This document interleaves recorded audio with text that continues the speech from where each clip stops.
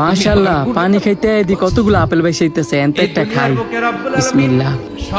বাহ, আপেলগুলো তো ভারী মিষ্টি। আল্লাহ, এটা আমি কি করতেছি? যেই লোকের আপেল, এই লোকের আমি না জিগে খাই লিতেছি। এখন আল্লাহর কাছে আমি কি জবাব দিব? কোনই তো বুঝতেছি না। মিয়া ভাই, আপনার দেখে মনে হচ্ছে আপনি খুব চিন্তিত।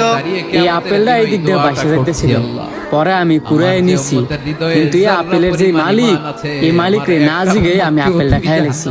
আচ্ছা, আপনি কি আপেলের বাগানের মালিক রে চিনেন? অবশ্যই চিনি, ওনার বাড়ি ওই সামনে, শাওন মোল্লার বাড়ি। আপনি কি ওনার বাড়িটা আমার দেখাই দিতে পারবেন? অবশ্যই, আসেন আমার সাথে। চলেন।